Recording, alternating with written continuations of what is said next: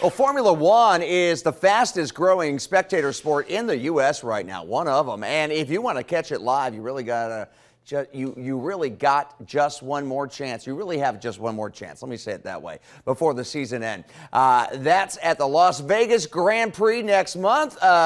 Gabe Segley joining us this morning. Gabe, how are you? You got the jacket on. I'm going to be honest with you. I know I've watched a little bit. I have no idea about the sport. I want to learn. Listen, it's become a global phenomenon. So you and I are sort of like, late adoptees of what's become a very fast-growing sport. I mean, this season, F1 is hosting a record 24 races in 21 countries on 5 continents around the globe, okay? Attendance live to these races at 6 million plus around the world. So, yeah, people are gravitating toward this sport. A lot of adrenaline pumping action. Here in Las Vegas, it's back for year 2 next month, November 21st to the 23rd. Yeah, this beautiful Las Vegas Strip becomes a 3.8-mile racetrack, 50 laps, top speeds, Frank, 215 miles an hour. So, Gabe, how do they decide, the courses? I mean, you look at like NASCAR or something, it's a track, right? You know that track's always there and you figure it out. But these quote-unquote tracks and courses, they can change up, right? I mean, they build them in cities and around, structures. Absolutely.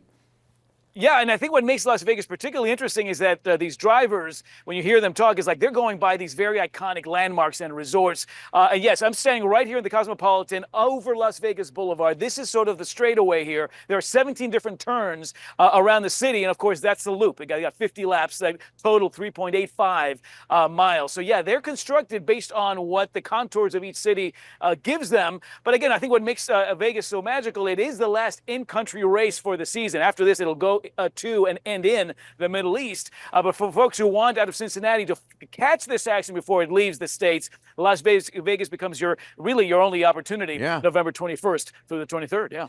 So why do you think it's finally getting a little more momentum here? What's changed for the U.S. consumer?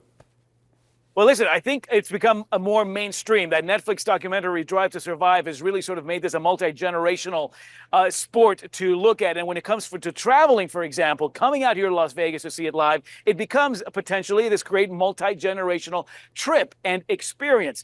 New this year, over last year, 10,000 more general admission tickets. So that brings prices down, makes it a little bit more accessible. And then it's the fan experiences. So you don't have to just sit there and watch and be a car buff necessarily.